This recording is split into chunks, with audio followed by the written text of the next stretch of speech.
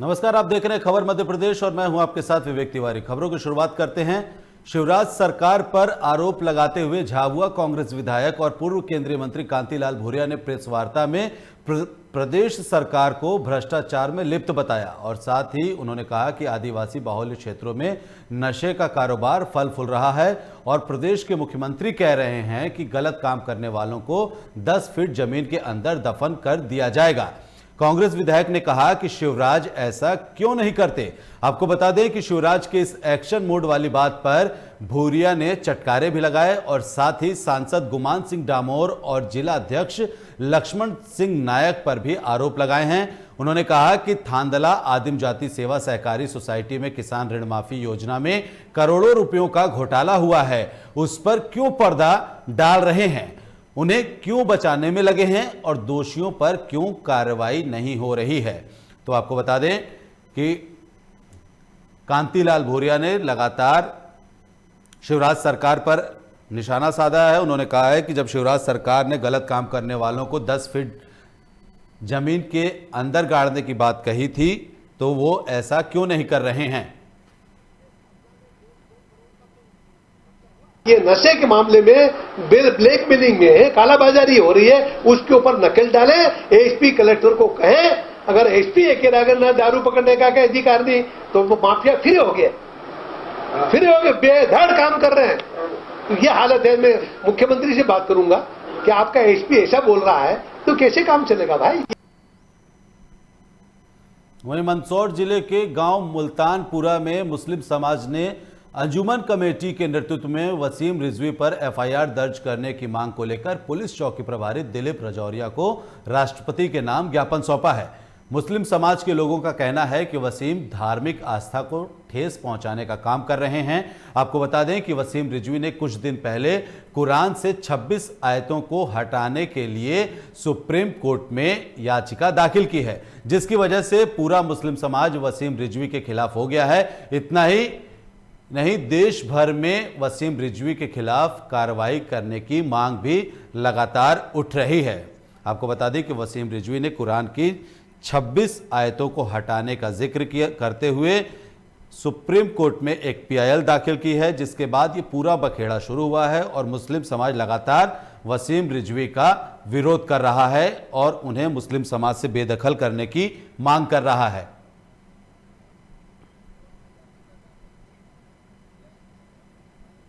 वसीम रिजवी ने जो कुरान मुक़द्दस के खिलाफ जो उसने बेहुदा बातें की है, गुस्ताखी बातें की है, तो मैं तमाम ही मुसलमानों से गुजारिश करूंगा कि उसके खिलाफ एफआईआर जगह जगह दर्ज करें और उसे सख्त से सख्त सज़ा दी जाए। मस्त मुल्तानपुरा के मुस्लिम समाज जन आए हैं और वसीम रिजवी के खिलाफ एक कानूनी कार्रवाई के तहत उन्होंने जो कोर्ट में पिटीशन लगाई है उसके विरुद्ध मांग की है, ताकि राष्ट्रपति महोदय के नाम पे ज्ञापन दिया है और उसके विरुद्ध कार्रवाई चाहने हेतु ज्ञापन दिया है।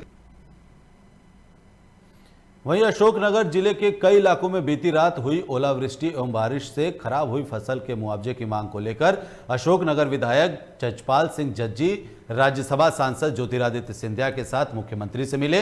विधायक श्री जज्जी ने बताया कि उन्हें जैसे ही इस बात की जानकारी मिली कि अशोकनगर जिले में कई इलाकों में बारिश और ओले गिरे हैं, जिससे किसानों की फसल खराब हुई है, इसकी जानकारी विधायक ने राज्यसभा सांसद ज्योतिरादित्य सिंधिया को दी। सिंधिया जी ने एवं विधायक ने कलेक्टर से बात की है। दोनों ने बारिश एवं ओलावृष्टि से नुकसान के सर्वे के लिए अशोकनगर कलेक्टर से कहा है। तो आपको बता दें कि अशोकनगर जिले में बारिश और ओलावृष्टि से फसलों को भारी मात्रा में नुकसान पहुंचा है, जिसके बाद ज्योतिरादित्य सिंधिया तक ये बात पहुंचाई गई और कलेक्टर से भी आश्वासन लिया गया है कि जितना जल्दी हो सके किसानों को उनकी फसल का मुआवजा दिया जाए।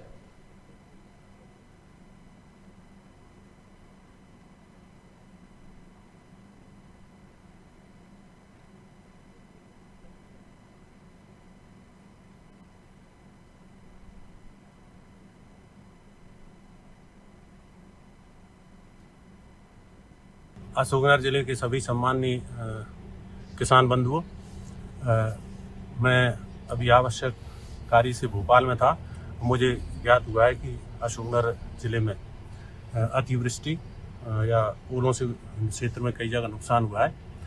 तो मैंने तत्काल सुबह ही जिलाधीश महोदय से चर्चा की है और उसके बाद हाल ही में मैंने जब महाराज ज्योतिराज सिंधिया जी को जानकारी दी तो उन्होंने तत्काल जिलाधीश अशोकनगर से बात की है और सभी किसानों के नुकसान का सर्वे कराने के निर्देश दिए। और श्रीमद महाराज ज्योतिराज सिंधिया जी हमेशा किसानों के हित में सोचते हैं और किसानों के साथ हैं और जो भी नुकसान होगा उसकी पूरी भरपाई माननीय मुख्यमंत्री जी से करवाई जाएगी। श्रीमद ज्योतिराज सिंधिया जी ने मुझे ऐसा विश्वास दिया है। अशोकनगर जिले के सभी सम्माननीय वहीं विंध्य प्रदेश की मांग को लेकर के अधिवक्ताओं से समर्थन मांगने मैहर विधायक नारायण त्रिपाठी अमरपाटन पहुंचे, जहां पर उन्होंने कोर्ट परिसर में बने अधिवक्ता कक्ष में आयोजित सभा को संबोधित किया। विधायक ने अपने संबोधन में विंध्य क्षेत्र में बने धरोहरों का जिक्र किया। इसके साथ ही विंध्य में प्रसिद्ध पर्यटक स्थल की बात करते हुए उन्होंने कहा कि इतना कुछ होने के बाद भी विंध्य की उपेक्षा हो रही है। सिंगरौली जिले में कोयले की खदान होने के बाद भी सतना को कोई पैसा नहीं दिया जाता है। साथ ही उन्होंने कहा कि विंध्य प्रदेश अगर बनता है तो रीवा संभाग को राजधानी का दर्जा दिया जाएगा।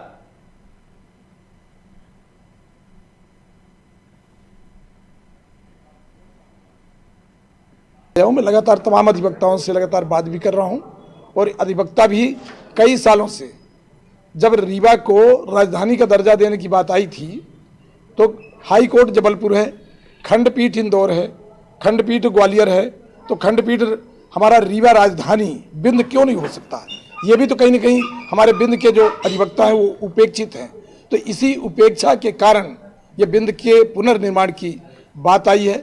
उपेक्षा में तमाम चीज़ें हैं। मैं लगातार तमाम अधिवक्ताओं से लगातार बात भी कर रहा हूं और अधिवक्ता भी कई सालों से, जब रीवा को राजधानी का दर्जा देने की बात आई थी तो हाई कोर्ट जबलपुर है, खंडपीठ इंदौर है, खंडपीठ ग्वालियर है, तो खंडपीठ हमारा रीवा राजधानी विंध्य क्यों नहीं हो सकता?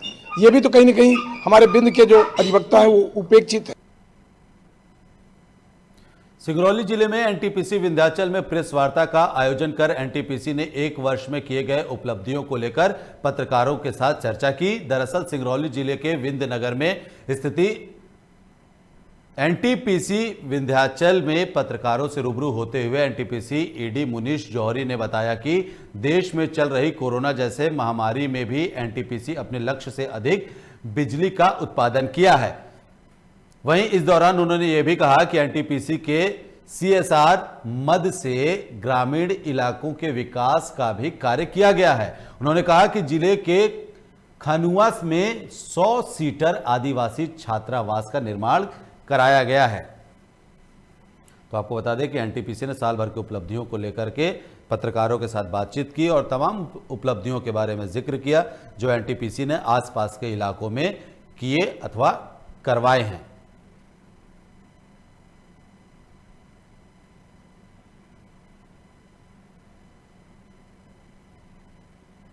तो इस साल हमने करीब 31,25,000 टन ऐश यूटिलाइज करी है, जो कि पिछले साल के मुकाबले करीब 8 लाख टन ज्यादा है। ऐश यूटिलाइजेशन को बढ़ाने के लिए सबसे ज्यादा जरूरी है ऐश को बाहर ले जाने का अरेंजमेंट करना। उसके लिए हम स्टेज 1 और स्टेज 4 के लिए स्पेशल साइलोज बना रहे हैं और उसके नीचे रेलवे कनेक्टिविटी भी हम प्रोवाइड कर रहे हैं। स्टेज 1 में यह काम करीब खत्म हो रहा है और मई महीने में हम हो सकता है पहला रेक ले जाने के लिए प्लान कर रहे हैं। उमरिया जिला मुख्यालय के ग्राम खेरवा खुर्द में राष्ट्रीय सेवा योजना के बैनर तले शासकीय आदर्श महाविद्यालय उमरिया के द्वारा 16 मार्च से 22 मार्च तक आयोजित 7 दिवसीय विशेष वार्षिक एनएसएस शिविर का आयोजन किया गया है।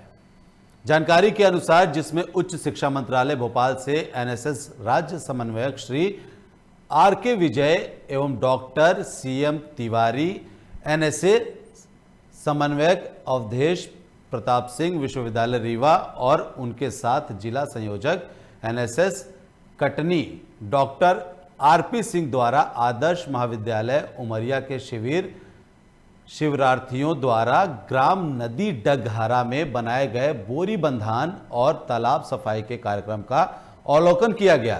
कार्यक्रम के द्वारा महाविद्यालय के प्राचार्य डॉक्टर अभय पांडे और एनएसएस अधिकारी रेम सिंह हटिला मौजूद रहे।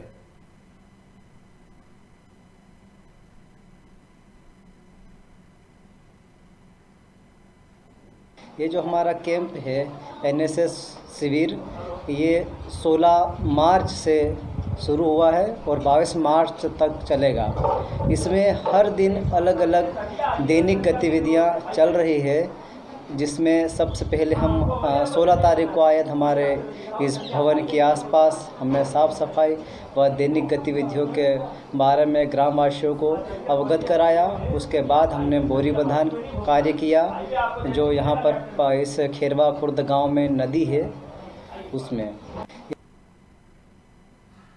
वहीं छत्तीसगढ़ के सरगुजा में लोकमंच न्यूज की खबर का बड़ा असर फिर से एक बार देखने को मिला है। बतौली थाना क्षेत्र के ग्राम सुरारपारा में हुए डबल मर्डर के मामले में उलझी हुई बतौली पुलिस ने 20 दिनों के बाद आखिरकार दोहरे हत्याकांड का खुलासा कर दिया है। आपको बता दें कि बतौली थाना क्षेत्र के ग्राम सुहारपारा में बीते 26 फरवरी की सुबह बतौली पुलिस को एक 21 वर्षीय युवक दिलीप पैंकरा और एक नाबालिग किशोरी का शव अर्धनग्न स्थिति में बरामद हुआ था। जांच के दौरान पुलिस को पता चला है कि गांव के ही एक 17 साल के नाबालिग के साथ कुछ दिनों पहले विवाद हुआ था और उसके बाद नाबालिग बच्चे ने मृतक दिलीप पैंकरा को देख लेने की धमकी भी दी थी। फिलहाल पुलिस ने मामले में दोनों आरोपियों के विरुद्ध दोहरे हत्याकांड का मामला दर्ज करते हुए नाबालिग को न्यायिक रिमांड पर बाल सुधार गृह भेज दिया है।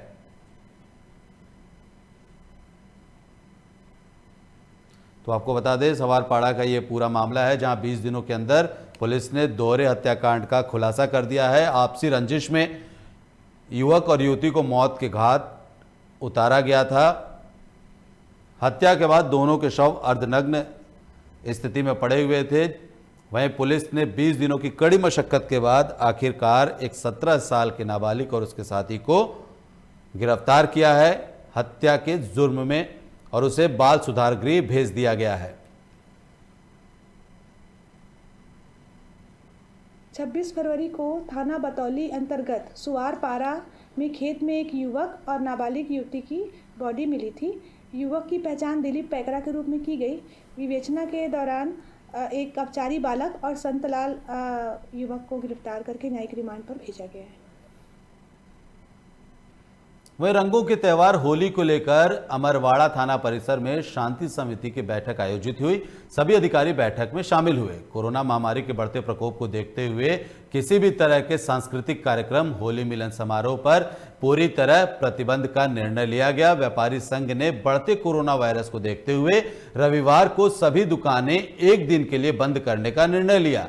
अमरवाड़ा प्रशासन ने अपील की है कि जिस प्रकार जिले में कोरोना वायरस के मामले बढ़ रहे हैं, उसको देखते हुए दुकानदारों को मास्क नहीं लगाने पर 500 रुपए का जुर्माना और राहगीरों को मास्क न लगाने पर 100 रुपए का जुर्माना देना होगा, जिसको लेकर शासन प्रशासन ने जनता से सहयोग करने की अपील भी की है। तो आपको बता दें कि होली के मद्देनजर एक तरफ कोरोना के केस जहां बढ़ रहे हैं, तो वहीं होली के मद्देनजर अब कोरोना से बचने के लिए उपाय भी किया जा रहे हैं। साफ तौर पर प्रशासन ने निर्देश जारी कर दिया है कि अगर दुकानदार मास्क नहीं लगाते हैं तो उन पर 500 रुपए का जुर्माना लगेगा और राहगीर अगर बिना मास्क लगाए हुए पाए जाते हैं तो उन पर 100 रुपए का जुर्माना लगेगा।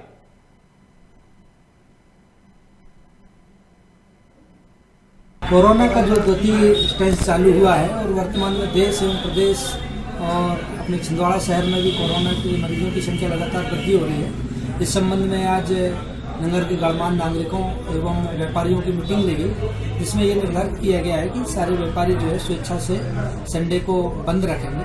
तो पूरे सब डिवीजन में इस टाइप की व्यवस्था चालू की गई है।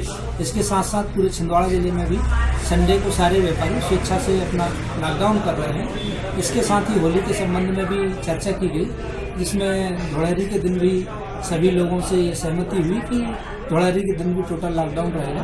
कोरोना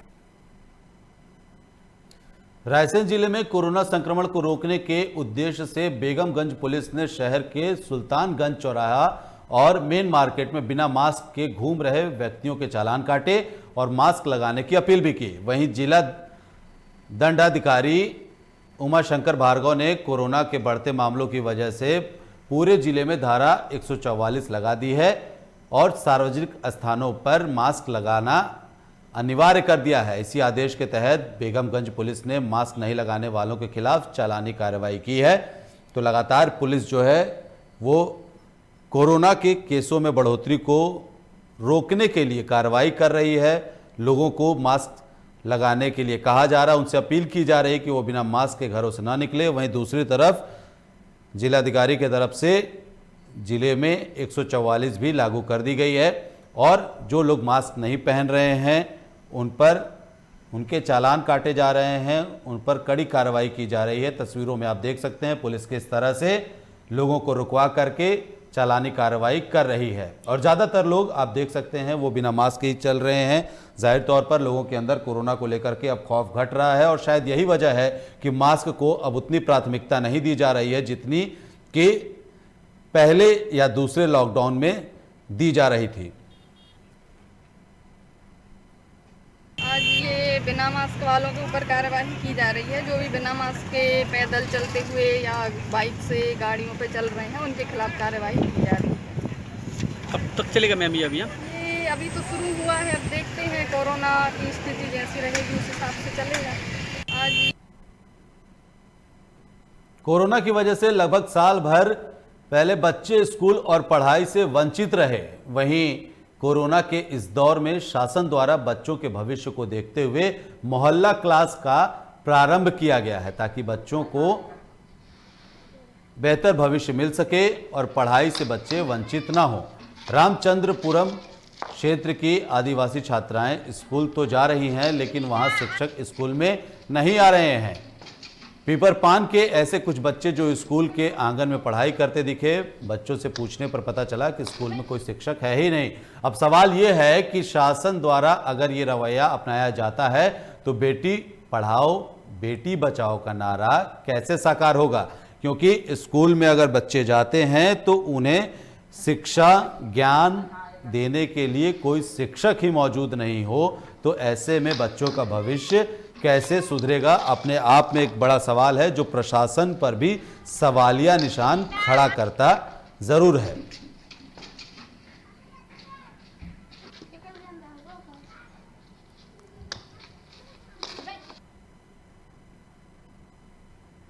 रतलाम जिले के आलोट नगर की एक दरगाह में बीमारी दूर करने और झाड़ फूक के नाम पर पिपलिया सिसोदिया की एक नाबालिग लड़की का धर्मांतरण करने का मामला सामने आया है। इस बात का खुलासा तब हुआ जब सोशल मीडिया पर बुर्के में उसकी फोटो वायरल हुई।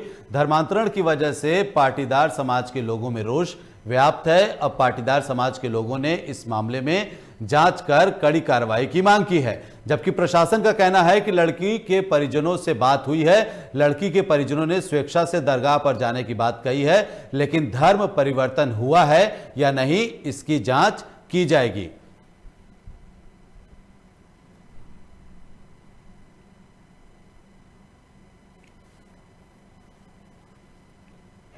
कुछ दिन पहले 18 तारीख को भी इनके द्वारा कुछ लोगों के द्वारा व्हाट्सएप केवल किया गया था समय में कि धर्मांतरण करा है। समय उस जो बच्ची है उसके बयान ये हुए थे, उसके माँ बाप से भी पूछताछ की थी। उनका कहना था हम स्वेच्छा से यहाँ पर, लेकिन अभी जो इन्होंने ज्ञापन दिया है उसमें कुछ बिंदु दिए हैं जिसको जांच करना भी पड़ेगी। जांच के बाद जो भी उचित वैधानिक कार्रवाई होगी हम करेंगे। अगर इसमें कोई तथ्य ऐसे आते हैं जिसपे संज्ञेय अपराध बनता है, जिस पे कानूनी कार्रवाई की जा सकती है, कायमी की जा सकती है, तो वो आवश्यक रूप से वही हो, जो वैधानिक कार्रवाई होगी वही हो। खबर सेंधवा से है, जहां पर सुशासन अभियान के तहत अतिक्रमण तोड़ने को लेकर बड़ी कार्रवाई की गई है। आपको बता दें कि इससे पहले भी प्रशासन ने जगदीश भवन पर बुलडोजर चलाए थे, जिसके बाद एक बार फिर से पुराना एबी रोड स्थित अग्रवाल धर्मशाला का भवन चंद घंटों में जमींदोज कर दिया गया है।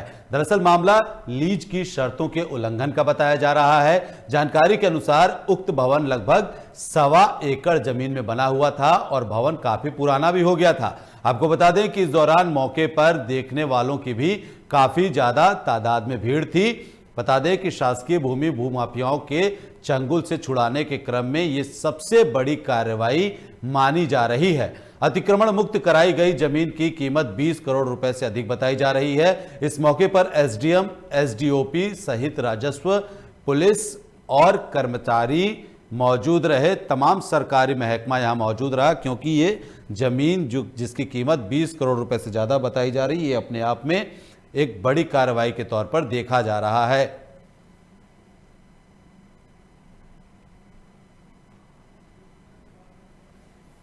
के सामने स्थित होकर इसे धर्मशाला के उपयोग के लिए लीज पर दी गई थी, लेकिन इसका वर्तमान स्वरूप किराया दुकानें किराए से देकर इसको 40-50 साल से जीर्णशीर्ण अवस्था में पड़ी है। पीडब्ल्यूडी द्वारा इसका निरीक्षण कराया गया, जिसमें इसने अपनी बिल्डिंग में सामर्थ्य खो चुकी है, तो उसी के तहत हमने इसकी आज कार्रवाई की है। बढ़ते हैं आगे। खबर अब सागर जिले से है, जहां पूर्व प्रधान के ऊपर जानलेवा हमला हुआ है। मिली जानकारी के मुताबिक केसली थाना क्षेत्र में गुरुवार की रात खेत से घर वापस आ रहे पूर्व प्रधान को बदमाशों ने गोली मार दी। हालांकि गोली पूर्व प्रधान के बाजू में लगी। वहीं घटना की सूचना पर पहुंची पुलिस ने पीड़ित के तहरीर के आधार पर वर्तमान सरपंच सहित अन्य लोगों पर मुकदमा दर्ज कर लिया है और आरोपियों की तलाश में जुट गई है। तो आपको बता दें कि पूर्व सरपंच को सरेराह घर लौटते समय गोली मार दी गई। हालांकि उसकी किस्मत अच्छी थी और वो गोली उनके बाजू में लगी और वो किसी तरह से उनकी जान बच पाई, निशाने पर नहीं आए वो बदमाशों के। और अब तत्कालीन सरपंच और उनके कई साथियों पर मुकदमा दर्ज कराया गया है हत्या की साजिश के आरोप में।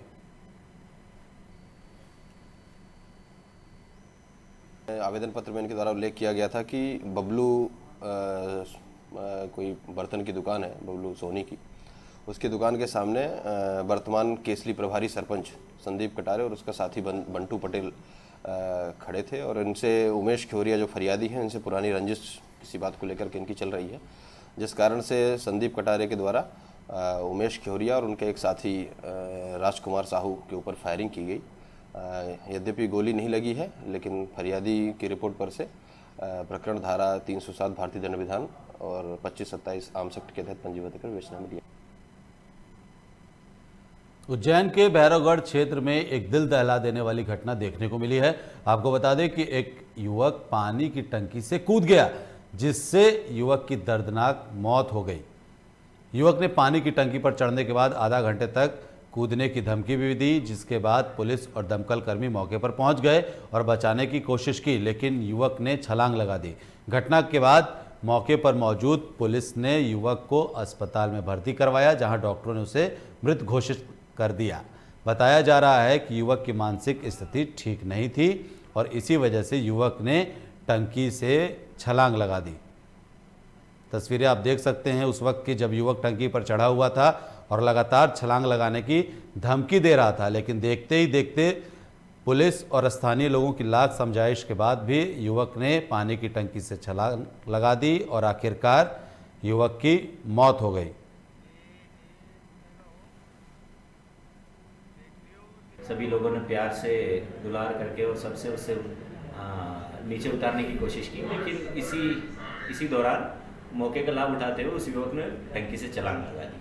कौन युवक? युवक की मौके पे ही मृत्यु हो गई। युवक के बारे में जानकारी मिली है कि युवक का नाम भेरूलाल पिता अनारजी यादव है, उम्र 40 साल, निवासी इंगोरिया थाना क्षेत्र का निवासी है। सूत्रों से पता चल रहा है कि 1 साल पहले उसके पिताजी की मृत्यु हो गई थी, जिसकी मृत्यु के बाद ही वो व्यक्ति थोड़ा सा मानसिक रूप से विचित्र व्यवहार करने लगा। सागर के बंडा में बेजा कब्जा हटाने पर उमराव सिंह नाम का एक शख्स अपने परिवार के साथ धरने पर बैठ गया है। परिवार बंडा में महात्मा गांधी की प्रतिमा के पास बैठ गया है। मिली जानकारी के मुताबिक बंडा तहसीलदार ने बीते 22 फरवरी को कब्जे से बेदखली का आदेश पारित किया था और कब्जा हटाने के लिए 27 फरवरी 2021 तक का वक्त दिया था, जिसके बाद प्रशासन ने गुरुवार को पुलिस की मदद से कब्जा हटा दिया। प्रशासन की कार्रवाई से नाराज कब्जेदार अपने परिवार के साथ महात्मा गांधी मूर्ति के पास धरने पर बैठा हुआ है, लेकिन उसकी सुध लेने के लिए कोई भी अधिकारी नहीं पहुंचा है।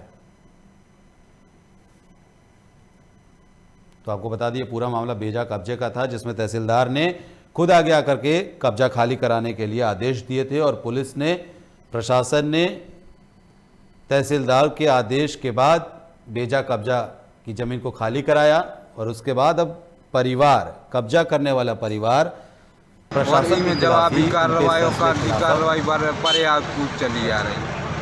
अब इनने 5-6 जगह हमारी जगह बिक गई, जब तक तो कछु नहीं हुआ। आज एक मुंडी नायक ने जगह लाई है और एकदम से बिल्कुल पावरफुल। जगह कितनी थी, कितनी जगह है?